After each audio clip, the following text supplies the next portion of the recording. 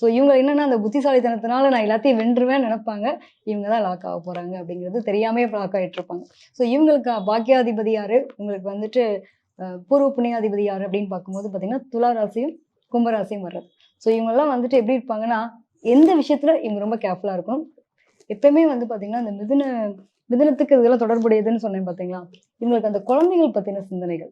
ஏன்னா சூரியன் இங்க நீச்சமடையுது. தன்னுடைய தகப்பனார், தன்னுடைய மூதாதையர்கள் இவங்களுடைய நிலைகளை வந்து ரொம்ப திங்க் பண்ணுவாங்க. அதுக்கான விஷயங்கள் இவங்களுக்கு வந்து ஒரு மிகப்பெரிய ஒரு நல்ல நிலையை கொடுக்கறதா இருக்கும்.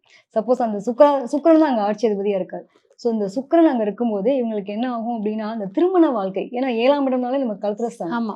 ஸோ இவங்களுடைய அதாவது மிதுன ராசிக்கு 5ஆம் இடமா பூர்வ புண்ணியமா வர்றதுனால திருமண வாழ்க்கை மட்டும் நல்லா அமைஞ்சிச்சுன்னா இவங்களோட லைஃப் ரொம்ப சூப்பர்.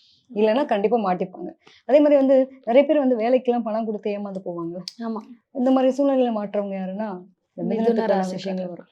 ஓகே. சப்போஸ் இந்த சுக்கிரன் எங்கேயாவது டேமேஜா இருந்து சப்போஸ் அவங்களோட ஜாதகத்திலே வந்து சூரியன் ரொம்ப வீக்கா இருந்துச்சு அப்படின்னா, இந்த பொருளாதாரத்துல போய் எங்கேயாவது சூரியன்ல கவர்மெண்ட் வேலை கொடுக்குறேன், பணம் கொடுத்து ஏமாந்து போறேன் செய்யறதுலாம் அனுபவிக்கிறதா இருப்பாங்கன்னா இவங்களா தான் இருப்பாங்க.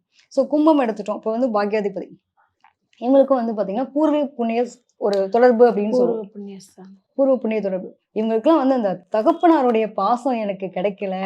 எங்க அப்பா தான் எனக்கு எல்லாமே நான் நினைச்சிட்டு இருந்தேன். பட் எனக்கு அது அவர்னால ஒரு ஒரு சந்தோஷத்த கூட நான் அனுபவிக்க முடியல அப்படின்னு சொல்லக்கூடிய நபர்கள் யாருன்னா, கண்டிப்பா மிதுனத்துல இருக்கவங்களுக்கு நிறைய பேருக்கு அந்த குடுப்பனை இருக்கும்.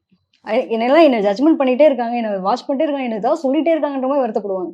ஸோ இவங்களுக்கும் அந்த பூர்வீகத்துக்கும் தொடர்பு இருக்கக்கூடிய விஷயங்கள் இது 2 தான். பூர்வீக சொத்துக்களை வந்து அனுபவிக்கிறதுல மிகப்பெரிய ஒரு போராட்டத்தை அனுபவிக்கிறவங்க யாருன்னா மிதுனராசிக்காரங்க. அவங்களுக்கு அவ்வளவு சீக்கிரம் அது கிடைக்காது. அவங்களா பார்த்து கொடுத்தாதான் அதை அனுபவிக்கிறது தான் இவங்களுக்கு மிகப்பெரிய பிரச்சனையா இருக்கும். 6, 8, 12ன்னு சொல்லக்கூடியது பார்த்தீங்கன்னா விருச்சிகம், மகரம், ரிஷபம். இந்த ராசிக்காரவங்க தான் இவங்களோட லைஃப்ல மிக முக்கிய ரோல் ப்ளே பண்ணுவாங்க. அவங்களுடைய குழந்தையா இருக்கலாம், அவங்களுடைய தாய் தகப்பனாரோ அல்லது உறவுகளாவோ இருக்கலாம். ஸோ இவங்க தான் இவங்களுக்கு எல்லா விதத்துலையும் சப்போர்ட் பண்ணுவாங்க. ஃபினான்ஷியலாக சப்போர்ட் பண்ணுறேன். உனக்கு ஒரு ஒர்க் வேணுமா? அதுக்காக நான் அட்ஜஸ்ட் பண்ணுறேன். உனக்கு தெரிஞ்ச இடத்துல உனக்காக ஒரு விஷயம் சொல்லி விடுறேன். இந்த அளவுக்கு எல்லாமே பண்ணுவாங்க.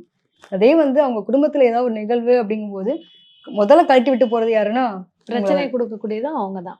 மிதுன ராசியை பொறுத்த வரைக்கும் எப்படின்னாங்க ரொம்ப எவ்வளோ சீக்கிரம் முடியுமோ ராசியோ லக்னமோ எவ்வளோ சீக்கிரம் முடியுமோ அவ்வளோ சீக்கிரம் ஈர்ப்பு நிலையில் இருப்பாங்க.